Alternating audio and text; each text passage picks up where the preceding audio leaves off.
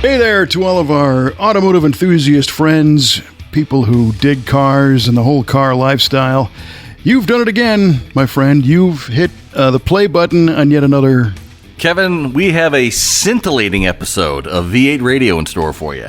Scintillating. Yes, All right. sir. Didn't we have another scintillating episode at one point? Maybe. All right, It's just so good, we can have more. More scintillation for your buck here on the V8 Radio Podcast. I'm your host, Kevin Oeste, joined as always by our esteemed co-host, Mr. Mike Clarke. And a good day to you, sir. It is a good day. It is. It's been a good day all day. Right on. And as you know, if you were a scintillated V8 Radio repeat listener, you know that we start every episode of this crazy show with an automotive-related trivia question in which we release the question in the beginning and the answer at the end. And as luck would have it, I have prepared a trivia question for today. Outstanding. Isn't it great? It's almost like I knew we were doing this. Well, coming up on 7 years, right? Yeah, it's just around the bend, man. See? I knew we'd figure this out at some point. Eventually. I'm still a little iffy, but I'm working on it. Yeah, for sure. Me too. All right, Kev. So, being that we had some pretty warm days this summer, and cruising around in your car makes you really grateful to have air conditioning. Even though for you don't, of course. It's great for me. Not so good for you. Right. But when you're driving your daily driver, that it happens to work out. But I ask you, sir, what was the first automaker to offer factory-equipped air conditioning in their cars? Ooh, that's a good one. And for the bonus, you can give me the year. Okay. I'm going to say that it was I'm going to say it was a U.S. car. I'm going to say it was the Cadillac Motor Company. Division of GM. Purveyor of the Mark of Excellence. Ooh, purveyor of the Mark of Excellence. I love it. Yeah, and I'm going to say 19... I think it became available in Cadillacs in like 1950, 48, 49, 50, somewhere around there. Now, that's not to say that some boutique automobile company, maybe 20 years before didn't have air conditioning. And we're talking about a refrigeration. Yes. Not like a swamp cooler. Okay, got to clarify. The real deal air conditioning. Yeah, so a big part of me says that something happened before then, but I don't know. So I'm just going to stick with that Cadillac story. I think Chrysler might have had something. Trying to think of, the cars that we've blown apart at the V8 Speed and Resto shop. You don't see stuff in the 40s with air. You don't really see too many 50s cars with air, but I know for a fact Cadillac offered it. Mm-hmm. And then Chrysler did in the mid-50s, and everybody was on board by the mid-50s. But again, there's always that sleeper out there that, offered everything, like the Hudson Terraplane or some crazy thing. But again, I can't speak to that with any authority, no matter what the temperature is outside, so I'm going to say it was a 1950 Cadillac. 1950 Cadillac. Love it. Great answer. Also could have been the beginning of the General Motors frigid air division. Which made refrigerators, compressors. They made frigid air, as a matter of fact. Yeah, did they? Yeah. Aptly named. All righty. That was fun. Duly noted, yeah. Yeah. I got one for you. Lay it on me. As you know, this summer has been warm outside, and a lot of people enjoyed the comfort of cruising around in their recreational vehicle. Oh. Uh-huh. Aha. I got a two-parter here. All right. So, I'm going to make a note of part 2 because I just thought of it. So the setup on this is the Winnebago company sold a whopping $1 million worth of RVs in 1961. Okay. $1 million worth in 61. How much were they selling by 1968? In a dollar amount? Sure. $1 million worth in 1961. How much were they selling by 1968? That is, oh man, that question could go up super high or it could go down. And the part 2, where did the name Winnebago come from? Ooh. Where did the name Winnebago You upgraded from your from? Underwood typewriter over there? Yes, I did. Yes, I did. Very nice. All right. So in 1961, they sold $1 million of RVs, recreational vehicles. Winnebago did. So in 1968. Yeah, man. Let's see, people were still cruising the highways and byways, the Route 66s of the world, making the journey is the trip, is the fun part, not necessarily the destination. Yep. I'm gonna say in 68 they sold 20 million. Oh my goodness. 20 million. And the name Winnebago, I believe that's Winnebago. I think that's in Minnesota where they were manufactured. So where did the name come from? Oh, because it's named after the town they were manufactured in. Okay, gotcha. Kind of like Pella windows are made in Pella, Iowa. Winnebago RVs are made in Winnebago, Minnesota. Pella is in Iowa, really? Yeah. Did not know that. Named after the trivia town. question lost. Out the window. Out the Named window. after the town Hey-o. You like that, huh? Sota, where they were built. All right. Duly noted. Right on, man.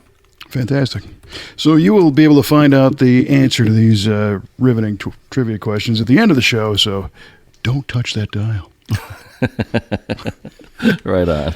Unless it's the volume dial. That's what Right. the rock and roll station used to say. The Loop that used to right? say that, WLUP in Chicago, yeah. Don't touch that dial unless it's the volume. Nice. Nice. Oh, I just thought I heard little Johnny B come through. Yeah, pretty close. Oh, boy. So, interestingly, you're talking about the people cruising the highways and byways of the great United States of America in their recreational vehicle. I saw a post by your esteemed president today, Joe Biden, who said the great American road trip will soon be all electric. Nah, come on. That's what he said. Come on, Joe. Come on, man. That's his Come line, right? on, man. Yeah, I thought that was interesting. Well, I don't think we're ready for that quite yet.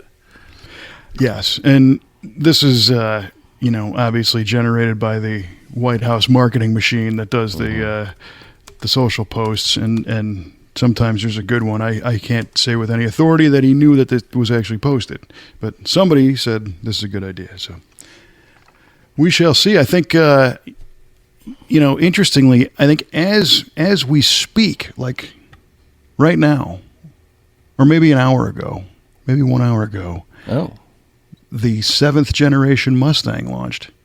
You know what? I saw a little. I saw a live stream on that a little bit. You did? Actually, right before we got on here. How'd it Pretty look? cool. It looked good. It looked real good. I have yet to see it. I dig it. It's the changes from what I saw. The changes are kind of subtle, but really good. I really dig it. I read a little something that the prototype versions that they were cruising around with were obviously heavily masked. Sure. With all that zigzag paper and whatnot. Zigzag paper, like it's. Yeah. Are you high, man? You can Google that if you don't know what a zigzag is. Brilliant. You are dazed and confused, my friend. Oh, absolutely. Anyway, that paper that they stick to them to hide the shape. But they said that the headlights that they installed, even in the masked prototype, were like very far from the actual headlights because they had invested so much into that design. They wanted no chance of anybody seeing them ahead of time. Ah. Which is ironic for headlights because you usually want to see those like way down the road. But yeah, true. Yeah, yeah, for sure. Did they give any info on powertrains? Like I said, I watched maybe 2 minutes. They did say something about it's the most advanced 5-liter ever. That's a good sign. Yeah, but nothing. I didn't get specifics, unfortunately. That's okay. So it's not the first time that we're talking about things that we don't know or completely understand. But that'll be my homework assignment to go check that out because I'm a fan. I like the current Mustang. The past several generations, I've really dug those cars. Yes. I think we had talked about the documentary, The Faster Horse. Did you ever see that? No, I don't think so. The Faster Horse is a documentary they produced on the development of the previous generation. Really? Oh, it's awesome. Yeah, I think you can Netflix it or, stream it somewhere. But they've got interviews with the designers and the engineering team, and they really talk about the challenge of executing a new version of perhaps the greatest American icon of a car. Everybody knows what a Mustang is. Absolutely. And when the previous gen came out, it was the 13 or 15? 15. I think it's 2015 Mustang. I think so, yeah. They had not only to perpetuate that myth, but now because the Mustang's been around since 64 and a half, we've got multiple generations of Mustang enthusiasts who want different things, right? So if you got somebody who had one back in the late 60s, what they want for a new Mustang is different from somebody who is just graduating from college and want their first car. True. So there's the ability to honor the legacy, the ability to deliver on the Mustang promise. They have to define what the Mustang promise is. And then, interestingly, they had to be able to port this to a global market platform. So that car in particular, and I'm sure this one, and I'm sure the ones before that, but it was designed with, narrow European roads and other countries in mind because they were trying to expand the market share of the Mustang around the world. So it's a fascinating movie. It's really good. That sounds cool. The program manager, I forgot his name, of course, because I didn't have any idea we were going to talk about this, and my show prep wasn't that expensive. The program manager was with Lincoln, and he also was with Ford Racing. So he's the guy who headed up the Ford GT team that in 2016 recreated the 1-2-3 win of Le Mans from 66. Oh, really? Yeah. So it was the anniversary of the 66 1-2-3 win. And they put together, and you probably have seen them. I think they were 2016 year, the newest version of the Ford GT with the Turbo 6 in it, but also with the red, white, and blue scheme on it. So they were awesome, awesome cars. So these guys go, as they're developing the new Mustang, they go out and they win Le Mans on the anniversary, and they got this great head of steam going, and then they got to plow forward and do the car. And I actually ended up being friends with the program manager. We're connections on LinkedIn. Oh, cool. Yeah. Wow. After that movie, I kind of fanboyed and I reached out to him. I'm like, dude. You're a super fan. Yeah, it was pretty cool. And then he got moved on to something else. So he's no longer with them. No kidding. Like shortly thereafter. And I think the corporate strategy was, you did a good job. We need you to do a good job over here now. I got you. So I think they put him on one of the Lincoln SUVs at that point. Cool. If memory serves. Yeah, I think the last time we talked about Mustangs was we were talking about your interview with Jack Roush and how he developed that whole, what was it, the SV90? The SN195. Yeah, I'm sorry, SN195 model, and everything was riding on that, literally. Yes, yeah, amazing story. There's just so many of those stories around the Mustang name. And then they go and S the bed with the Mach-E. Mach-E. Wah, wah, wah, wah. Not saying that it is not a worthy vehicle platform. However, it was a little bit of a letdown to say, or to see something that appeared that they said, hey, this is a great selling brand. Stick it over here and hope this sells. Yeah, that's kind of it. It's kind of disappointing. I mean, I agree. It's a worthy platform, but it shouldn't have the Mustang name on it. I didn't think so. Yeah. And I remember in the 70s, they teased everybody with a Mustang four-door, and then they teased them with a Mustang station wagon. Uh-huh. And that was all just design exercises and things to keep it, in the forefront of the buzz. But there are ways to do brand extensions. Of course, the classic is Oreo. It's a cookie and an ice cream, and everything that Oreo is, you go, that's an Oreo. You don't look at the Mach-E and say, hey, that's a Mustang. That's a Mustang, yeah. True. So that's tricky. But it will be neat to see how they evolved the seventh generation Mustang, because it was a different team that did it. So pretty neat. Yeah, man. I dig it, and that's coming from a GM guy.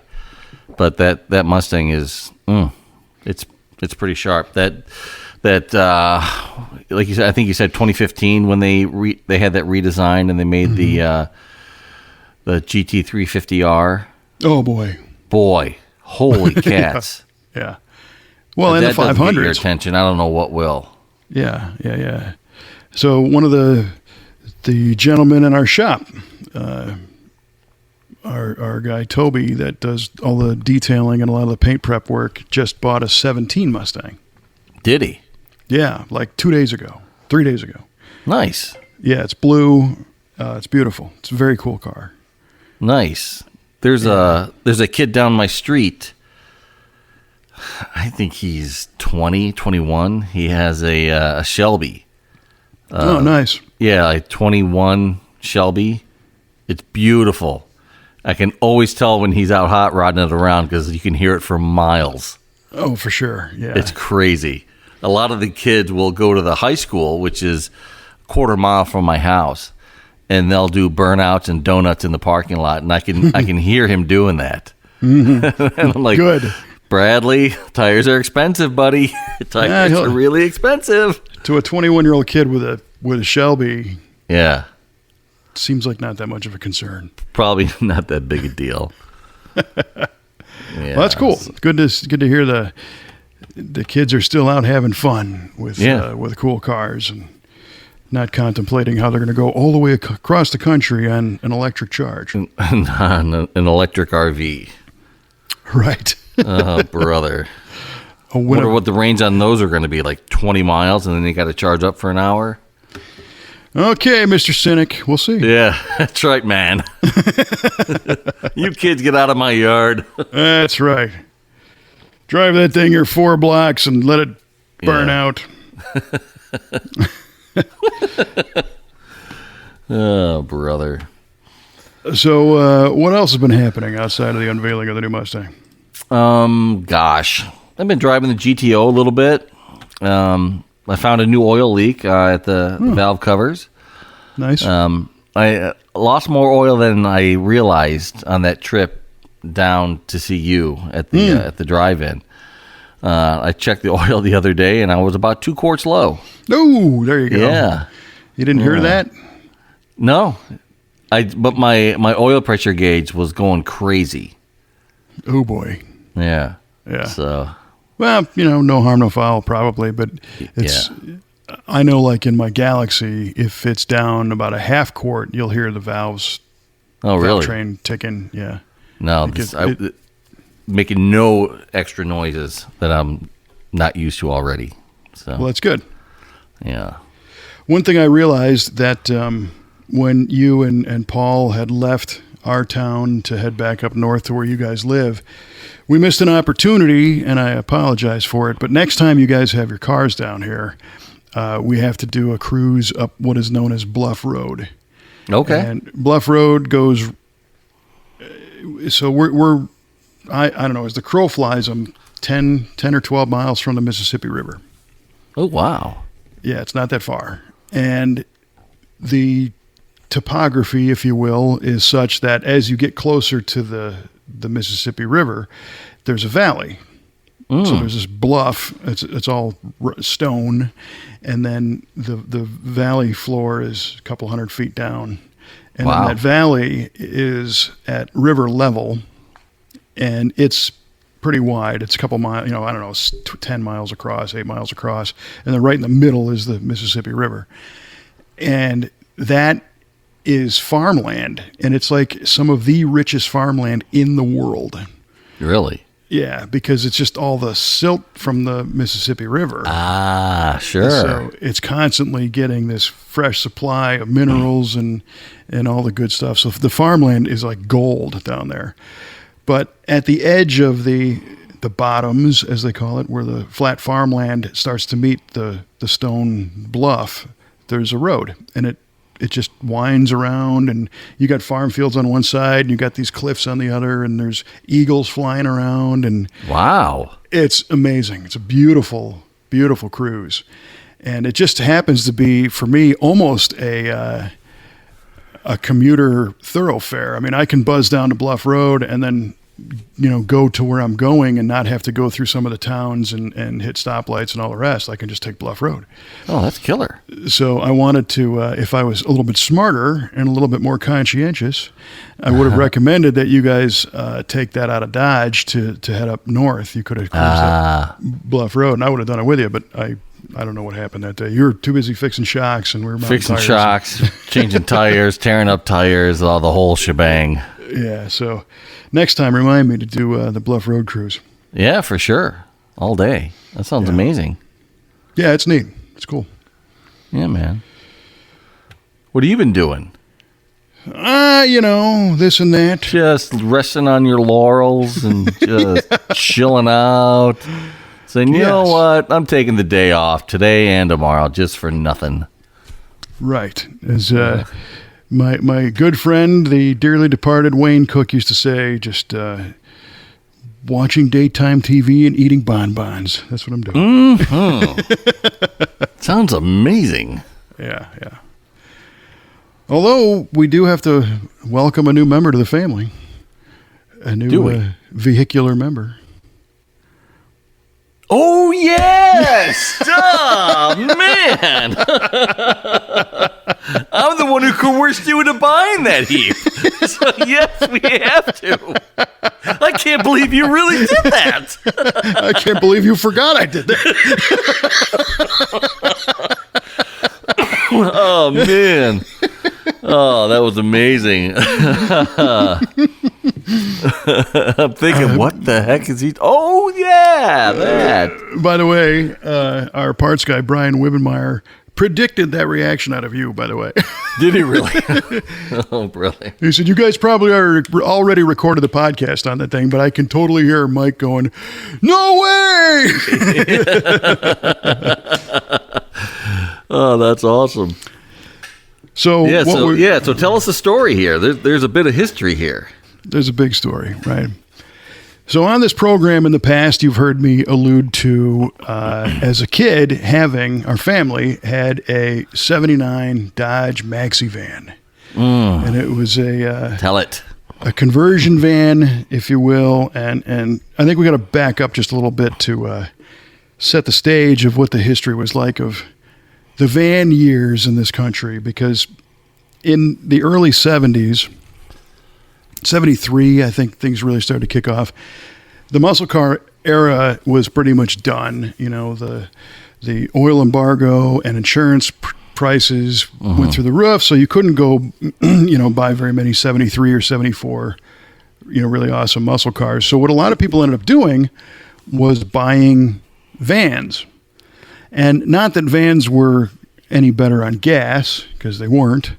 But a van you could buy as a blank slate canvas and have something that you could customize, right? So a whole trend started of people who were buying vans and putting wild murals on the side, and they were putting couches and angel hair or, carpeting and Yes. lights and bars and Chain link steering wheels. Oh, yes. quadraphonic 8-track audio systems and, American Racing daisy wheels. Heart-shaped windows on the side. Oh, Correct. yes. Porthole windows and sunroofs and chin spoilers with fender flares and running boards and sparkle I love paint. it all. And you would take this and take it to kind of cruising events, which were like weekends because you could sleep in it. So it had this RV kind of effect. Yeah, it was utilitarian as well as cool.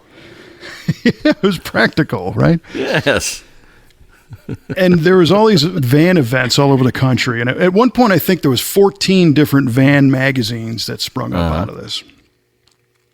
And the market went nuts. And you could buy everything. You could buy the headers and your side pipes and all this stuff. The Sears catalog had van parts.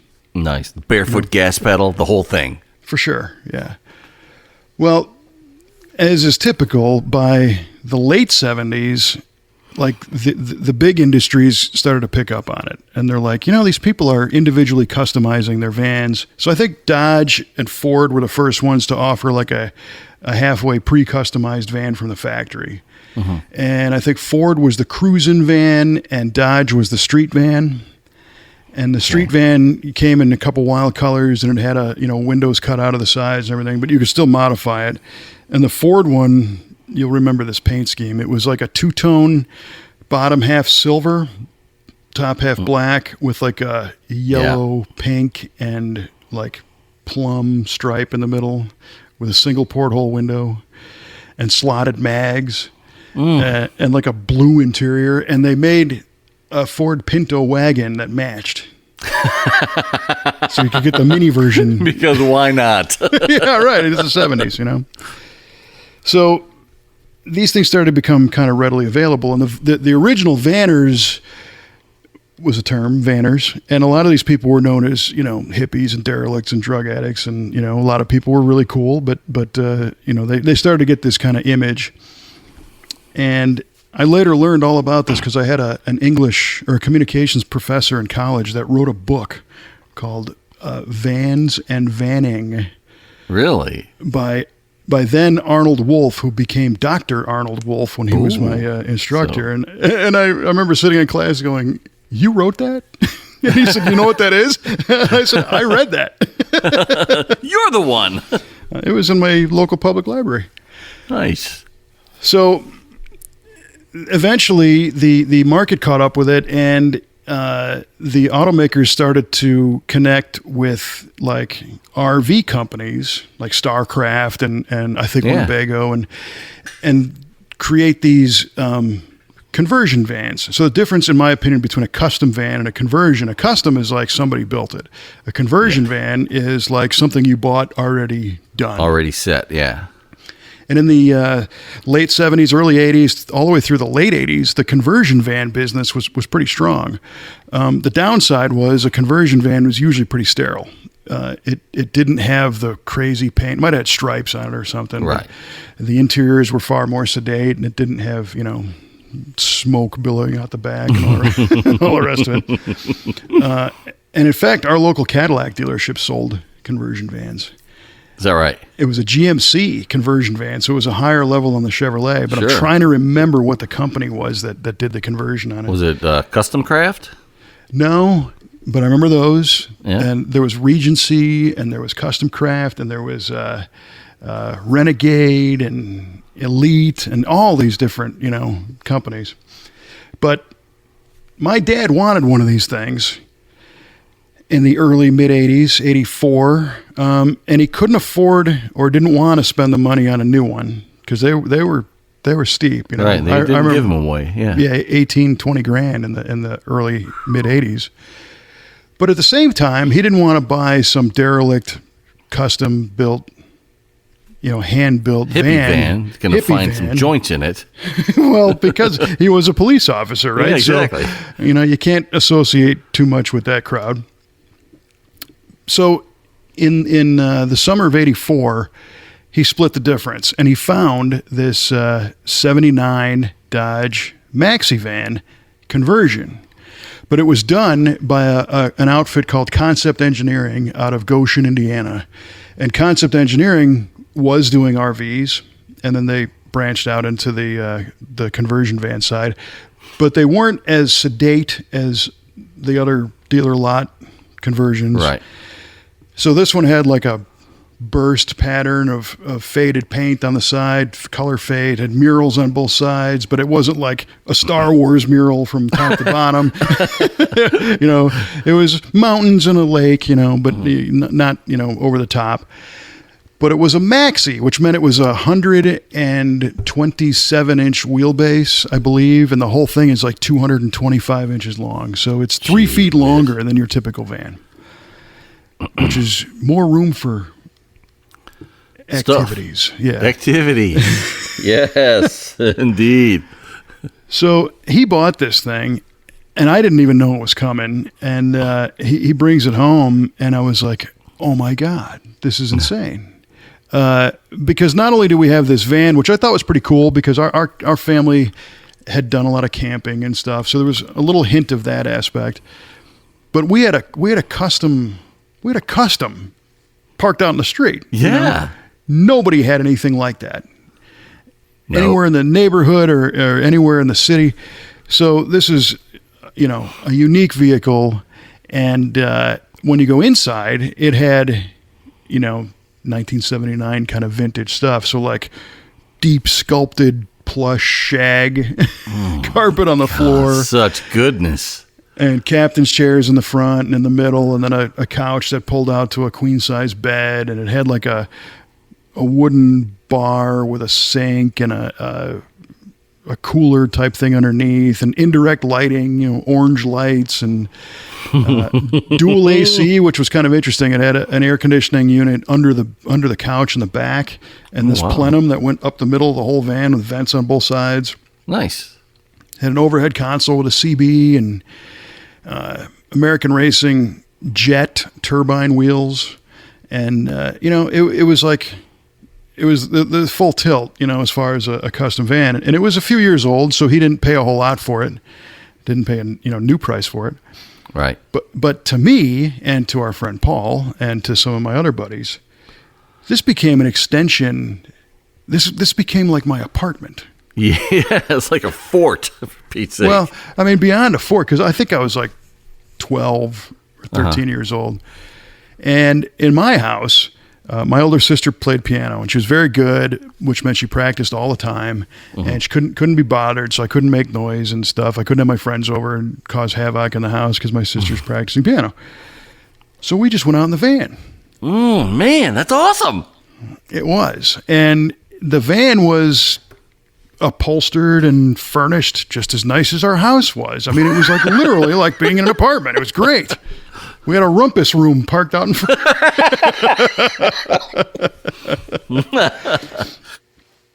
So my dad drove this thing as his daily as a police officer. So whenever it was home, whatever shift he was working at the time, we'd hang out in the van. And again, I'm nowhere near old enough to drive. And thinking back, it's kind of funny because we used to sleep out there. No kidding. Weekends, I tell my mom, yeah, I'm going to go sleep out in the van. Yeah, okay. Who lets a 12-year-old kid sleep out in a van on the street, right? It was a different time, baby. It was. But Paul came over and, some of the other neighborhood guys, and we'd have parties out there as young kids. And so time went on, and the bummer was it didn't fit in a garage, so it started to show some wear, and it was starting to rust, and the aluminum wheels quickly looked like magnesium. They darkened up and corroded quite a bit. You couldn't really polish them. I remember trying. But by the time I was old enough to drive, we still had it. And for half of my senior year of high school, I got to drive the van. That was kind of awesome. It wasn't my ride, but it was the car I could drive. Yeah. And then we had even more fun with this thing. I bet. Because now we had our own apartment and we could put it anywhere. Put it anywhere you want. It's our house on wheels, boys. That's it. So we'd get a deck of cards and get some of the guys and put a Van Halen tape in the player and pull all the curtains and, just get away. And that was our jam. And in fact, I remember one time that I drove to school and the van was parked out in the big parking lot at my high school. And after school, I went out there to go home and I'm like, what the heck is that? And there's a cigar like smoldering in the back of the van and there's somebody's shoes on the floor. I don't know who any of this stuff is. Oh my gosh. There's random people having parties in the van during the day. And I got home and my dad's like, what the hell's that? Because he could smell it. And I'm like, I don't know, somebody, my foot, My foot.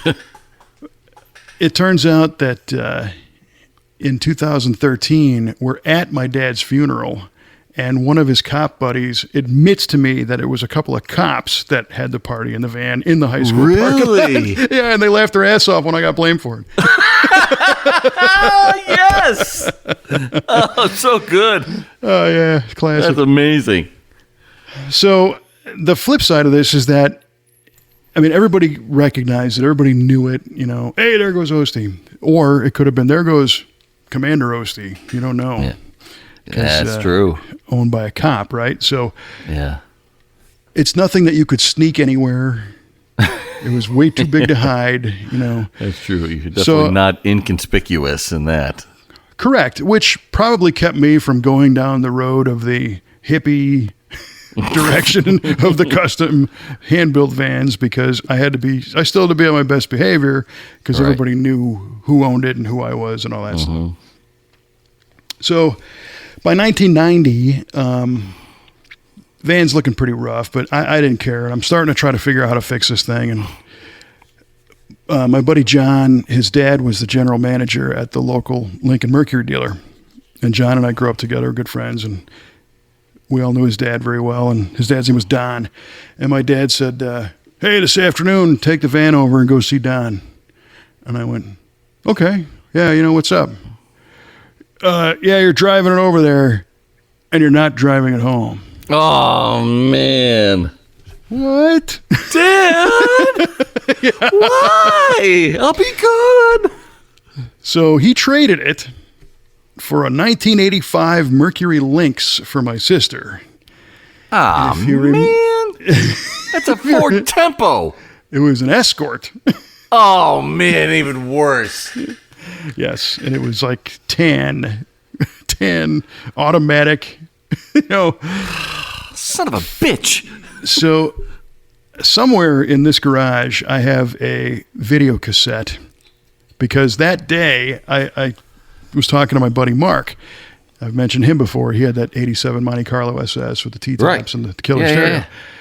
I said, Mark, I need a ride home from John's dad's place. And he's like, well, why? I said, because my dad traded the van. I got to go drop it off. He's like, you're kidding me. I said, no, it's over. So Mark had a VHS camcorder, right? So he shot video of me getting onto this thing and handing the keys over. Wow, no kidding. In the parking lot. And it's on a tape in this garage somewhere. I got to find it. I still have it. You most certainly do have to find that. Yes. So I What are you doing on the mic? Get looking. I got to find a working VCR first. Yeah, right. I think that's the holdup. Absolutely. But I obviously wasn't happy about this turn of events. And I tried real hard to understand it. But I told myself at that point, someday if I ever find another one of these things, I'd like to get it. And it wasn't that I was the world's biggest van fan. It was just that one. Yeah. Because it was different, and it was what it was. So kind of funny, about 3 months later, my buddy John sees our old van driving down the street. No kidding. And it's some guy from Poland that doesn't speak English, gutted it, and was using it to deliver carpeting. So it just got worse and worse. That's a knife in the heart right there. Yeah, so the early 90s come and go, and I'm not in a position to, buy anything at that point for sure. And I never saw one. I just, that concept engineering company didn't make very many of these things. Never saw it. So the internet gets invented, and in the late 90s, I learned about Google saved searches and how to set an alert for something. So at one point, I set this alert for 79 Dodge Maxivan, and every once in a while, I get an email that pops up saying that Google found one somewhere, either on Craigslist or on eBay or whatever. And they were all just like a plumber selling his van or some cargo van. And there was one in Pahrump, Nevada. It was yellow, and it was done by Concept Engineering, but it had different windows, and the whole look was different, but it had the interior that was like almost, it was real close. And it had that dual air conditioner I was telling you about, but it was all like falling down. And I mean, you could smell this thing right through the screen. Man. It wasn't good. Nice and musty. Oh yeah. So eventually I kind of, pretty much just kind of gave up hope on this whole thing. 2 weeks ago, I'm having my Saturday morning coffee, and I'm open up my laptop and I'm flipping through the email, and here's my Google alert. And the Google alert I have looks for a bunch of different stuff, like our shop, or if I'm looking for a car for our customers or something, Right. And I'm like, you know what? It's Saturday. I'm not even gonna open this one. To hell with it. And I just kind of flip it into the trash, and I continue on about my day. And I don't know why, but I went, maybe I should open that. I set an alert for a reason. Yeah.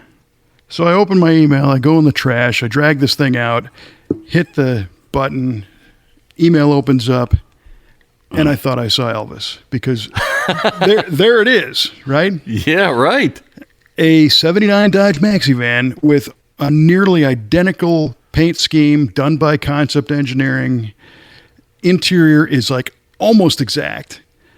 It's got literally like 5 things different from the one that I had. And it's for sale in Gurnee, Illinois, which is right near the Wisconsin border. That was in Gurnee? It was in Gurnee, right.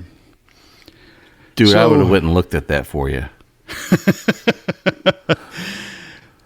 So I look at this thing and I like close my laptop, and then I open the laptop, and then I close my laptop, and Kelly's like, "What's the matter with you?" And I said, I don't know. I mean, I'm having a conflict. And she's like, well, why? And I said, because do you remember me talking about the old van? And she's like, yeah. And I go, well, there it is. There it is. There it is, right there. Almost the same damn thing.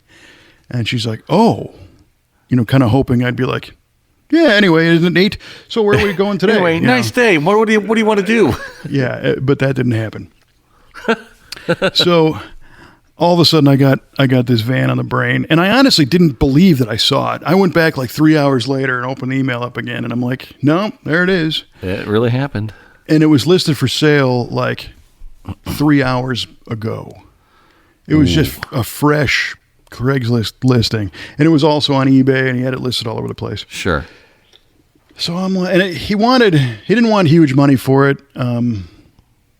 Kind of what I would expect the thing would go for in pretty decent shape. So it had 61,000 miles on it. It wasn't rusty. It had a couple little surface rust spots.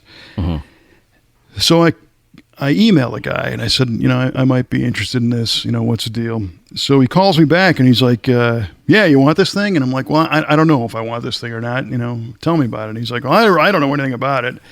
From what I understand, it was a one owner, and the owner passed away, and his family donated it to one of those charity car things. Sure. And this guy owns a car lot, and they bought like all the cars from that charity thing. All right. And the van was one of them. So he's like, we don't really have any use for this thing. I don't know anything about it. Somebody's going to want this thing. I'm like, interesting. So I said, he open offers? And he's like, yeah, sure, whatever. Yeah. So I kind of hang up the phone again, and Kelly and I are out doing some stuff. And now a couple days go by, and she's like, are you okay? And I said, no, I got to hand it to you. I got this van on the brain, man. I'm not really sure what to do. And she's like, well, what do you think you should do? And I said, I would love to have it. I said, I think I should get it. And she's like, well, what are you going to do with it? And I said, I don't have any idea. I mean, I really just don't know. I said, because this thing was a huge part of my life growing up. And it's weird to look at this because it's like the house I grew up in was leveled and they built a new place. So like nothing from my childhood still exists. Right. And this is as close as it's kind of get. It. Yeah. And then I'm starting to think, well, who cares, right? Everybody's childhood's gone. Why does this matter?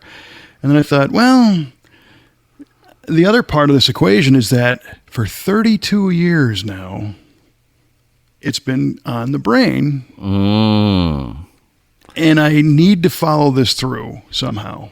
Because if I let this go and it gets away, I am going to regret it. I don't even know why, but I'm going to be like, damn it, I shoulda. And I hate that, right? Yeah. And I was able to make a similar story come true with my Riv, because I looked for that one for a long time, found one, got it, haven't regretted a day of ownership. Except when I had to fix the timing cover. But other than that, it's been fine. Other than that, I mean, good with the bad. So I asked Kelly, I'm like, can we afford this thing? And she's like, well, yeah, we can afford it. You'd have to do a transfer or whatever and see if the guy, she's like, I don't know, make him an offer. Obviously you're not going to pay full price for anything. So I shoot the guy an Kevin, offer. I don't pay full price Oeste here. Well, it's actually Kelly. I don't pay full price Oeste. She's like, you can't pay that for it. So I shoot him an offer and he's like, yeah, that sounds good. He said, really, we were going to take it to Mecum and auction it. And he said, I think we'll do a lot better there, but it's going to cost us to get there and then the fees. So sure, if you want to, that'd be great. Let's do it. Huh. Well, now. Well, why couldn't you just say it was sold, sir? Well, part of me was like that because that would have been the easy way out, but it would have been the long-term regret. So at that point, I got to get a transfer and I got to arrange for stuff and banks are taking time and it's a weekend and it was actually Labor Day weekend and all this stuff was going down. So I had sent you a picture and you're like, dude, you got to get this thing. Yep. And I sent a picture to my buddies that, we all used to hang out in this thing and they're like, oh my God, you got to get this thing. Yeah. I mean, that's it. Right. So nobody asked, what are you going to do with it? Kelly's like, well, this is becoming real now. So you basically bought this thing. So now I got to ask, like, what are you going to do with this thing? Where are you going to keep it? What's going to happen here? And I said, well, I haven't really thought that far ahead. I said, I can put it in the driveway for right now. She's like, the neighbors are really going to like you.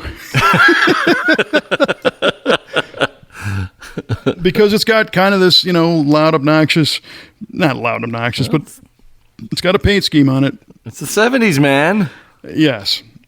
And I didn't even drive this thing. I just bought it. And it got shipped down from Gurney. Some Russian guy dropped it off who barely spoke English. And it was pretty interesting. This was the only vehicle on his trailer. So they made like a special trip. Oh, really? Oh, boy. And they only charged me $200 to Get out of here. deliver it the whole length of the state of Illinois. Yeah, so that was it's a deal, right? That's a huge deal. Feeling better about this already. All right. I'm already ahead on this thing. Yeah.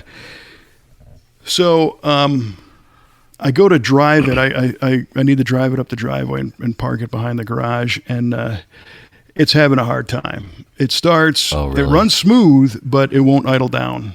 If it'll just die, right? Okay, so I got to 2-foot this thing and get it up in the driveway, and I'm kind of looking at it, and thankfully it doesn't smell bad, which is good. Good. The interior is like it's a time capsule. It is. The carpet's still soft and the seats aren't worn out. Wow. I mean, it's remarkable how good of condition this thing is. This cat really took great care of it. He did. Down to the fact that I'm looking at this and I'm remembering little details. So it's got a table and like a socket, an aluminum socket on the floor. And Yeah. the table, you just kind of stick it down in the hole, you know? Yeah. Well, I remember, and this one has it, it's got curtains around the windows, the bay windows, and they're velour, brown velour curtains. And there was a sock that went on the table mast of matching brown velour as a Really? luxurious little accent. Well, this one still has that. I mean, so that's crazy, dude. we lost that in like 10 minutes, after we got ours back in '84. So I'm looking at this thing. I still got to walk outside and stare at it because I still don't believe this has happened. I just couldn't fathom that this thing is, here it is. So then I start scrutinizing it as a car guy, right? Okay, what am I dealing with here? Right. 61,000 miles on the clock. I totally believe that to be true. It's got BFG tires. It has a set of American Racing wood spoke wheels. Right. That's insane. It is insane. And I've never seen a set of wood spoke American Racing wheels, but they made them for 1 year in '78 only. And it's a stamped steel wheel with a chrome lip and a screw on, not like a wood insert, right? It's a wood insert that's like, it's fastened to the wheel from the backside with wood screws. Oh my Lord. It's literally screwed onto the face of the wheel, and it's hickory wood that's finished and like varnished or something, Yeah. And they're in great shape. The wheels have a little bit of rust on them, and they're neat in the fact that it's a super rare wheel that nobody's ever seen, but nobody cares. They're Right. it's an ugly wood. There's a reason why it was 1 year only. Right. They sold one set. I got them. Nicely done. But it was interesting because I'm starting to kind of put the story together that these concept engineering guys obviously had a good American Racing salesman because he sold them those wheels. The one we had American Racing, these turbine jet pattern wheels. And the jet wheel was only available for 2 years, by the way. Huh. And I know this because I've seen the catalogs from American from back in the day. So I finally get this thing running well enough to take it for a drive and take it around the block. And it sounds the same. It's a 360 2-barrel 727 automatic. And they call these a 3/4 ton. It's a B200 van, but they're unibodies. So, I mean, it's not like it's you can't load this thing up with all kinds of stuff because it's not heavy duty. It's just big. Sure. And you called it in that text because it shakes like crazy. Oh, yeah. Thanks to those wood inserts that I think are ready to depart the vehicle at any time. Yeah, I'm sure they're well balanced. Yes. Tires are flat spotted to hell. So, I mean, I don't know when this thing was driven last. So I drove it around a little bit and I come back and Kelly's like, well, what do you think? And I'm like, again, I'm not sure what to think right now. I mean, it was a total transformation back to a million years ago. Yeah. But it needs some help. So I drove it down to the shop and Kelly followed me and I parked it in one of our storage lot areas. and entered it into our system as a customer vehicle, essentially, because I'd like our guys to do a quick inspection on it. Nice. And I got to change the wheels. I got to fix the carburetor situation. It's got a new carburetor on it, and they didn't get it to run right, and I think they bailed out of it. New brake hoses. It's got a good radiator. It's got a lot of, tune-up parts and stuff. So all that's pretty recent. So I get to work the next day, this past Monday, and the guys are like, "What the hell is that?" and Why is your name attached to it? exactly. And Trevor pulled in. He's like, "Huh, that looks like that mythical van that Oeste always talked about." Sure enough. Oh, brilliant. He probably just turned around, walked back away. Like, that's it. Enough of this. Well, the good thing is everybody thinks it's pretty cool. They're like, "Wow." It is cool. It really is. And it scores even more points. I mean, it would be cool just on its own, but it scores more points because it was from your childhood, and it does look so much like that other van. I mean, we've talked about that van in the past, and I've seen pictures of it, and this is almost spot on. I mean, it has the correct pattern, the correct burst pattern, and the fade, and the murals, and the windows, and the coloring. It's all there. It's all there. It is so close. And the main difference is the first one was root beer brown, and then they painted the graphics on it. This one is like a light tan, almost a yellow, right? And the graphics are on it. There's more graphic than paint on this, though, for comparison. I mean, the roof is one big, straight, solid color, but all the sides, all you see are little stripes of the base color, if you will. Mm-hmm. So Jeff, our painter, was looking at it, and he's like, I could mask all the artwork off, and we could shoot that thing brown, and it wouldn't be that big of a deal.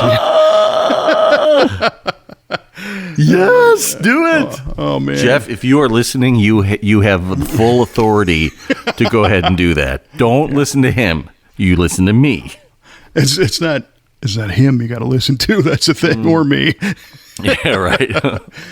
But the guys were like, "Hey, that thing's pretty wild," and Trevor and Mike, one of our technicians, were saying how they're starting to see these things at cruises and shows and stuff, and they're kind of coming back. And he's like, you could take that anywhere you want. You're going to get a crowd. Yeah. And I just don't see it that way. I see it clearly as this, nostalgic thing. Uh-huh. But if I step back and look at it, if it was not that identical, if it was like an orange Ford custom van in that same condition, I'd be like, hey, that thing's really killer, Right. Take it to a show. Yes. So you've heard us talk about Sarge in our shop. He manages shipping and receiving and parts and stuff. And Sarge goes, hey, so what's the story with the van? And I told him, and he said, that's our mission statement. And the mission statement of our company that I wrote is to connect people to the best times of their lives through things with wheels. Yeah. There it is. There it is. So that was kind of neat. So where we are today is a couple of the technicians in our shop are going to help me out with the carb tuning situation.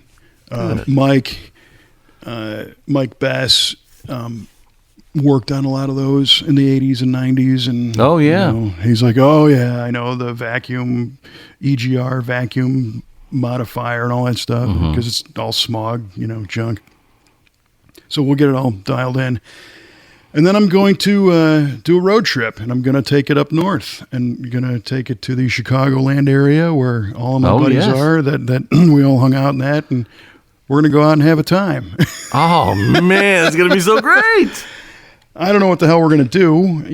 A bunch of 50-year-old guys piling out of a custom disco van. It's going to be kind of strange.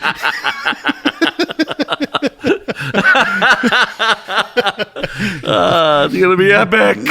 Giggling like, schoolgirls. But we'll get some pictures amazing. and who knows? A year from now, I might auction it. Maybe there's somebody else out there with the same thing that had that. Or if I keep it, I keep it. I don't know. I still got to figure out kind of where it's going to live. But the one we had in 70 or in 84 was built in November of 78. It was a 79 model year, built in 78. Okay, yeah. This one was built in November of 78. Get out of town. And I have to think that this concept engineering place at one point was a big facility, and they were just bringing these things, these Dodge cargo vans through, and one dude had a Sawzall, and he's cutting holes in the side to put the windows in. Right. And then another dude's masking off the stripes, and then somebody else is spraying them, and then this dude, comes up and probably, paints the murals on it. Hey, all right, man, and I'm going to say the same guy painted both of them. I think it has to be. I think you're right. It does have to be. The style is identical, and so it's pretty crazy. That is really crazy. I mean, I never thought. I mean, you've found, like you stated earlier, you've sent me pictures of other finds that you had of that van, and it was kind of cool seeing it. But of course, they were pretty clapped out, or plumbers that were using it, and they were just destroyed. But this one, knowing what that van meant to you when you were a kid and seeing this one looking so spot on, I think I was just as excited as you were seeing that for you. I'm like, he's got to get this. He has to have this. Because I mean, I'm a big nostalgia nut as well, and I love stuff from my childhood. And when I come across it, it's great. I would love to have a Stretch Armstrong again, and I know they're out there. You can get them. But just things from your childhood really, spark that whatever inside you. And the fact that you were able to get that through that van and able to get that van is nothing short of a miracle. It is pretty amazing. And I think I shouldn't think it is that amazing because, I produced Muscle Car of the Week from the Brothers Collection, which is full of cars that are a zillion times more rare and more valuable than this thing. It's not the point. But I honestly think that this might have been harder to find because they weren't preserved like a Hemi Cuda convertible. They were worn out and they rusted away, and Yes. they disappeared. It was a Dodge. I mean, they were rusty on the assembly line. For sure, yeah. So, in trying to analyze, why this is important, and you and I had talked about this before. If the line that nobody needs this stuff. Well, if it's occupying part of your brain for decades, maybe you need it. Maybe you do. Yeah. But this whole thing about, nostalgia and your childhood and all that, it's not like I'm looking back, and it's not like I want to recreate those days, or it's not like, I'm regressing. Really, to me, this kind of validates the fact that all that happened. Because once I left home and I moved across country, like I said, the house I grew up in was gone. It got sold and leveled. And a lot of those connections, I started over on the other side of the country with people that I met for the first time when I was 26. Sure. That didn't share my childhood, or the first part of my life. So you get to a point where it's like, did that really even happen? Sure. Right? I There's a understand disconnect. that. And I'm not complaining about it or saying it's good or bad. I'm just saying that's kind of how it is. So all of a sudden, when something comes out of that time period that is like, no, that's it, man. Yeah. I almost felt really like did happen. Yeah. it did happen. And it happened the way you remember it. Exactly the way I remember it. Yeah. And it serves to kind of cement my existence a little bit in a weird way, because I think as we get older, you get a little more what's the word? I mean, when you're a kid, you're bulletproof and nothing matters, and you just run around and have a great time. Right. And then you go through life and you get kicked in the nuts a bunch of times, and you start to get a little more conservative and a little more conservative about stuff. A little more careful and stuff. Yeah. Yeah, and you don't have that same, like my dad used to say, kicking the trains off the tracks, attitude. Right. But then seeing this van and then getting it and having it sit at my house in my driveway, and that thing coming full circle was like a shot in the arm. It's like, hey, no, you're here, man. You exist. You made it through all that. This, in a weird way, is proof of that. Yeah, it's validation all day. It's validation. Yeah. I think we have our new, I think we know what our cover shot is going to be on this episode. Yes. Yes. It's going to be the first air conditioner. Brown 79 van. It's going to be the first car with air conditioning. Because when you think V8 radio, you think 79 Maxivan. That's it, man. I know. It is a V8. It is a V8. It's like 195 horsepower V8, but it's a V8. All of it. All the horsepower. I love it. So, again, the big difference is the base color. Another slight difference, the wheels.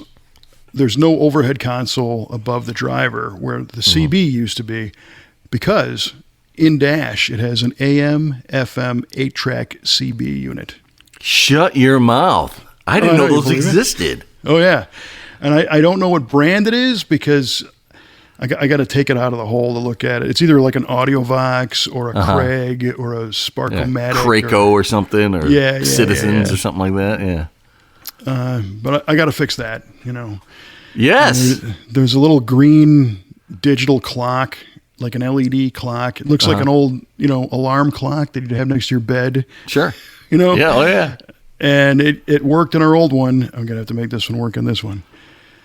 So there's going to be some fun little projects of tuning these things up. And our buddy Grady, I sent him the picture, and he's like, I just want to go cruising. That's it. Yeah. I don't care. We're going somewhere in this thing. Yeah. I want to go across country in that thing. Yeah. You know what? You're driving that to Bonneville next year if you still have it. Right after I electrify it. We'll drive across country. And American thanks for everyone for tuning in. We got to go. After I electrify it. God bless America. If they get gas prices to come down a bit, then we'd be all over that. But we'll see. Mm-hmm. Yeah, who knows? Could be a good drive to Bonneville. It'll be a nice place to get out of the sun. There you go. Yeah. So yes, that's the van story. So thanks for asking. Yeah, I wish I would have had the presence of mind to ask. You idiot, Michael. That's too great. Well, once again, thanks for being such a good bad influence. Oh, dude, I want you to have all the stuff, all the cool stuff. I got my old style sign, that you provided the influence over, and the van you had a hand in. So appreciate that. I'm here for you, man. I'm here to spend your money for you. Yeah, thank you. Now I got to go get a second job and pay us back. What are the other things? Now we need to get that Cadzilla on track. Well, really, there's only two others that were like the high water marks, and one is a 70 GSX 455 stage, four speed in Saturn yellow.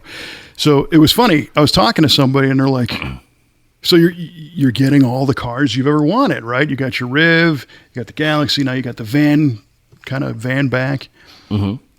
What else is there? And I said, well, there's two. One's like way out of my reach, and the other is light years out of my reach. Well, what's way out of your reach? I'm like a 70 GSX 4-speed.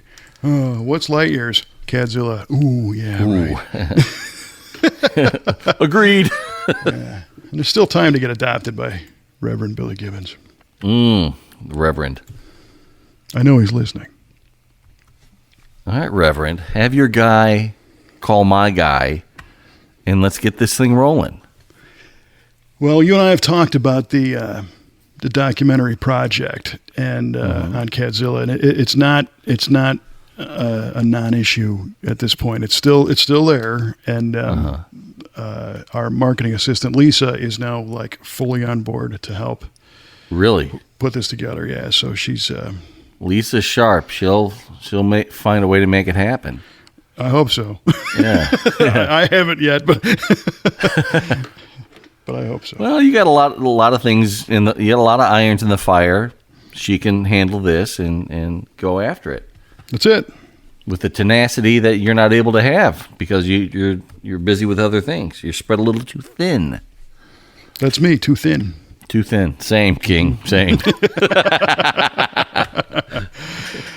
All right. Well, everybody wants to know the answers to our riveting trivia questions. Yes. And yours, if I remember correctly, what was the first car? First automaker to offer factory-equipped air conditioning.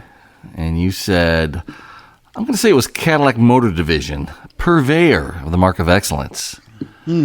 And then you said that, yeah, prattled that's on good. about a lot of other things that I couldn't type quickly enough. I prattled. It's a prattling episode of VA Radio. And you finally settled on the 1950 Cadillac. Well, unfortunately, sir, that is not correct. Yeah, I it figured. was, although Cadillac was not the first one, they were number 2 Was it to Packard? offer. It was Packard, 1940 Packard. 1940 Packard. Cadillac offered it in 41. How about that? How about that? What a difference 10 years makes Yeah, man. between being yeah. a winner and a loser. But Good we're question. all winners here, Kev. Great question. Thank you. That was a good one. All right, so my question to you was, Winnebago sold $1 million worth of RVs in 1961. How much were they selling by 1968? Bonus, where did the name come from? So the answer, they sold $1 million in all of 1961. By 68, they were selling $1 million a day. Ooh. You said 20 million in 68. They were selling $1 million a day. Good heavens. That's a- unbelievable. That's a good day's pay, baby. Yeah, they went up 364 times No kidding. sales in That's 7 years. amazing. Oh, yeah, crazy. The bonus question, where did the name come from? You said named after the town in Minnesota where Minnesota. the Winnebago is built. I'll give you that one because it is named after the town where they were built, but it's Winnebago County in Iowa. Ah. Winnebago Right down the street County from in Pella Iowa. Windows, I think. Yeah, exactly. They're sister companies. They have softball games together. All right. Just don't break any glass. Yeah, exactly. Well, you're covered if you do. See? You can sleep in the Winnebago. Yeah, man. So, that was amazing. $1 million a day. yeah, pretty cool. That is pretty cool. That's a great question. Yeah. All right. Yeah, man. Well, this was a fun episode. It's it a was. a lot of story jammed in that one pretty fast, Yeah. Well, the van story is the best. especially kind of coming out of left field. So, Yeah, that's true. but So, I'm glad I was able to stay true to my convictions and make it happen. me too. Me too. I was. 'Cause sometimes you let things go, I do. Well, we all do. and yeah, but I really wanted you to not let this one go. Well, just super fortunate to be in a position to where when it popped up, I was able Yeah. to, my wife was behind me and we were able to Yeah. actually do it. So I'm a fortunate guy. Yes, you are. Yes, you are. And you listening are fortunate that every time a new episode of V8 Radio comes out, if you subscribe, it'll land right in your inbox. And that, my friends, is good fortune. So, yeah, if you like this stuff, subscribe. Hey, tune into our sister casts, the Bonneville Up to Speed podcast. Should have a new one of those shortly. And then the Stubborn German podcast. Why not? You're listening. Das ist gut, ja. Check that one out. We have a lot of fun over there. Appreciate that. And, of course, if you're in town, come by and visit the V8 Speed and Resto shop. Tune into V8 TV. Find us on social. There's all kinds of ways to join the fun, right? Join the fun. That's going to be a new tagline. V8 Radio. Join the fun. There you go. You got anything else, my friend? No, man. Great episode. Lots of fun. Got some fun to go join? Yep. All right. Always. Yes. All right, so thanks for tuning into this episode of the V8 Radio podcast. For Mr. Mike Hubal Clarke, I'm Kevin Oeste, reminding you to not give up, because you never know what the hell is going to show up in your inbox.